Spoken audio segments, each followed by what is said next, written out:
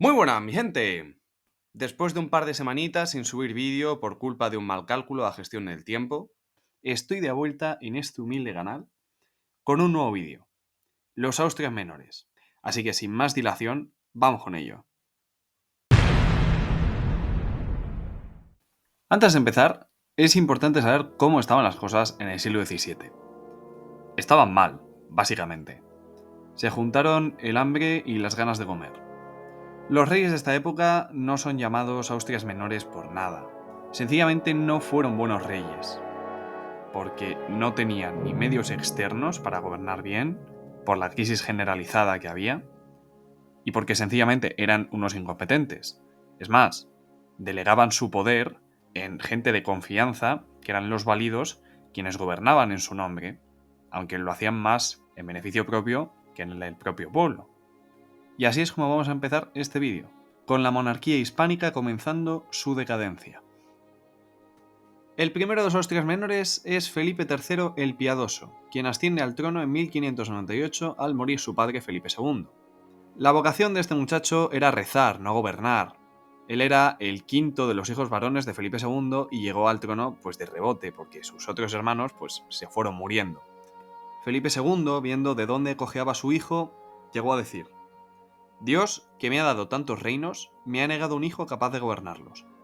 Efectivamente, no los gobernó él, sino su valido, Francisco Gómez de Sandoval, más conocido como el Duque de Lerma, quien es además uno de los mayores chorizos de nuestra historia. Tanto es así que las acusaciones por corrupción le variaron el puesto, de forma que fue sustituido por el Duque de Uceda, aunque eso es otra historia.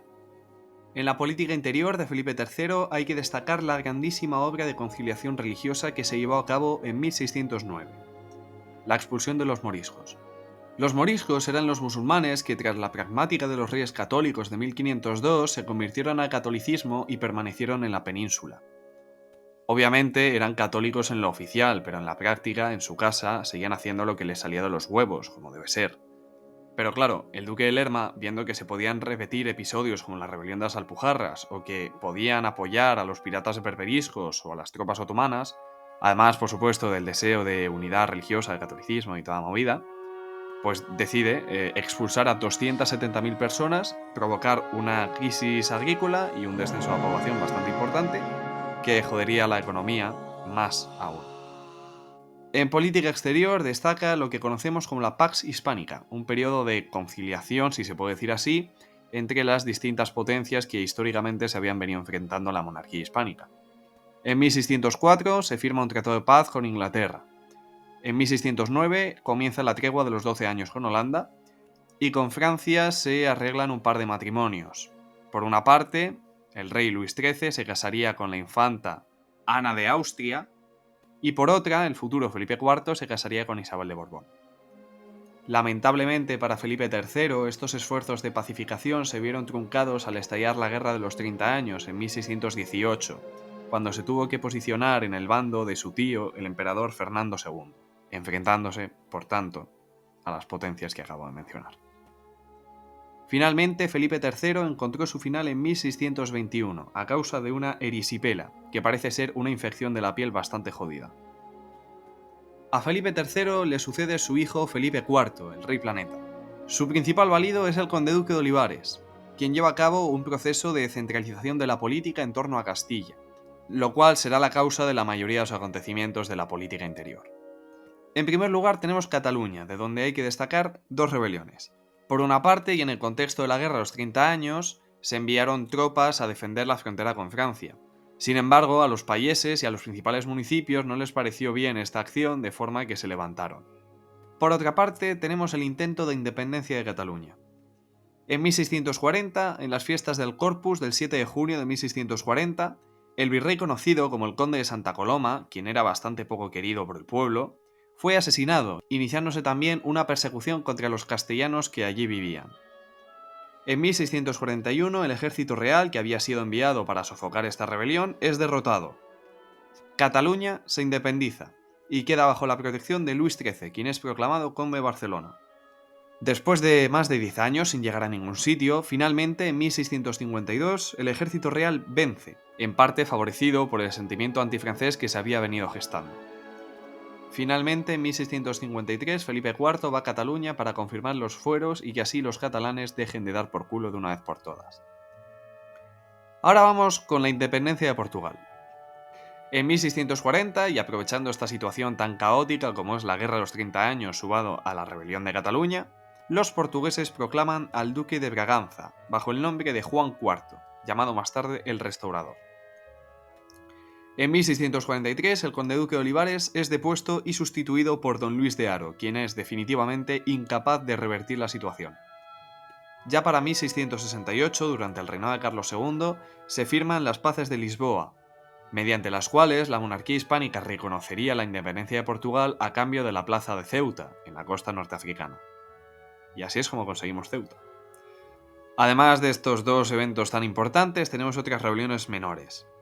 En 1641, el duque de Medina Sidonia se proclama rey de Andalucía. En 1646 se rebela Sicilia, en 1647 Nápoles y en 1648 Aragón. Todos estos levantamientos fueron sofocados efectivamente y sin represión alguna, es decir, se respetaron sus fueros y costumbres. La política exterior de Felipe IV consiste básicamente en la Guerra de los 30 años y las consecuencias posteriores. Me voy a saltar el desarrollo y voy a decir que nos dieron por el culo, sencillamente. En 1648 termina la guerra y mediante la paz de Münster la monarquía hispánica reconoce la independencia de Holanda.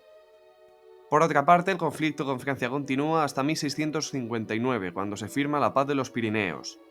Con este tratado, la monarquía hispánica cedería a Francia el Rosellón, la Cerdaña, Artois, Luxemburgo y varias plazas de Flandes. Además, y como prenda de paz, la infanta María Teresa de Austria sería entregada a Luis XIV, quien renunciaría al trono hispánico a cambio de una dote que nunca fue entregada, de forma que los conflictos continuaron. Finalmente, Felipe IV murió de disentería en el año 1665, a los 60 años de edad. Ahora vamos con el último de los Austrias menores, Carlos II el Hechizado. Carlos II fue el tercer y último hijo varón de Felipe IV y de su segunda esposa, Mariana de Austria. Tuvo la malísima fortuna de ser la obra culmen de los 200 años de endogamia que se habían venido dando en la dinastía de los Habsburgo. Desde bien pequeño daba ya signos de retraso mental y físico. A los 5 años todavía no podía andar bien y a los 9 aún no sabía leer ni escribir. El nuncio de la Santa Sede en la corte de Madrid habló de Carlos II de la siguiente forma: feo de rostro, tiene el cuello largo, la cara larga y como encorvada hacia arriba, el labio inferior típico de los Austrias, ojos no muy grandes, de color azul turquesa y cutis fino y delicado. No puede enderezar su cuerpo sino cuando camina, y este es tan débil como su mente. De vez en cuando da señales de inteligencia, de memoria y de cierta vivacidad, pero no ahora. Se puede hacer con él lo que se desee, pues carece de voluntad propia. Con esto podemos ver que Carlos II no fue un monarca muy eficaz, no porque no quisiera, sino porque sencillamente no podía. Él era consciente de su incapacidad y sufría mucho por ello. Dado que Felipe IV murió cuando él tenía 4 años, su madre, Mariana de Austria, asumió la regencia hasta que cumplió los 14 y fue proclamado rey. Hasta entonces contó con 2 validos. Primero, Juan Everardo de Niza, quien era el confesor de la reina, y más adelante, Fernando de Valenzuela. Una vez Carlos II alcanzó la mayoría de edad, Valenzuela fue sustituido por don Juan José de Austria, medio hermano de Carlos II. Este señor, en la política interior, llevó a cabo lo que hoy conocemos como neoforalismo, un sistema de monarquía descentralizada en la que se respetaron los fueros de cada uno de los reinos que conformaban la monarquía hispánica. En política exterior hay un continuo enfrentamiento con la Francia de Luis XIV. No hace falta entrar en detalles, son sencillamente muchas guerras en las que se pierden y recuperan territorios continuamente. Por último, pero no menos importante, la cuestión sucesoria. Como ya he explicado antes, Carlos II era, perdonadme la expresión, una aberración de la naturaleza. Era enfermizo, raquítico y estéril, y eso es lo que nos interesa. Fue casado en 2 ocasiones, la primera con María Luisa de Orleans y la segunda con Mariana de Neoburgo. Sin embargo, y como acabo de decir, era estéril, es decir, no tuvo hijos con ellas. Por tanto, surgía un gran problema. ¿Quién iba a ser el sucesor de la monarquía hispánica? En primer lugar, se eligió como sucesor a José Fernando Maximiliano de Habsburgo, hijo del elector de Baviera y bisnieto por parte materna de Felipe IV. Sin embargo, este muchacho murió en 1699 a los 7 años a causa de una varicela. Tras la muerte de José Fernando de Baviera, hubo un gran debate en la corte sobre si darle la corona a los Borbones de Francia o a los Habsburgo del Sacro Imperio. Por la parte francesa, el candidato era Felipe de Anjou, nieto de Luis XIV y bisnieto de Felipe IV. Por la parte alemana estaba el archiduque Carlos, hijo del emperador Leopoldo I y bisnieto de Felipe III. Convencido de que la monarquía hispánica únicamente se mantendría íntegra bajo el dominio de los Borbones, Carlos II fue firme en su sentencia y redactó su testamento a favor de Felipe de Anjou. Tras esto, Carlos II murió el 1 de noviembre de 1700, poco antes de cumplir los 39 años de edad. Lamentablemente, y como suele ocurrir, su testamento no fue respetado. Los Habsburgo, temerosos de que la monarquía borbónica se expandiera aún más, abarcando ahora la monarquía hispánica, no reconocieron a Felipe de Anjou como legítimo sucesor de Carlos II. Y es así como ese mismo año estalla la Guerra de Sucesión Española, que duraría hasta el año 1713, aunque eso es tema para otro vídeo. Y con esto, mi gente, acabamos otro vídeo más. El siguiente vídeo, el 3.5, será el Ecuador del tercer tema de Bau. Espero acabar el tema 3 y con ello las cuestiones cortas, más o menos para Navidades, pero no cabe duda de que una cosa es lo que esperamos y otra lo que recibimos. Sin nada más que añadir que esta promesa tan vacía, me despido. ¡Chao!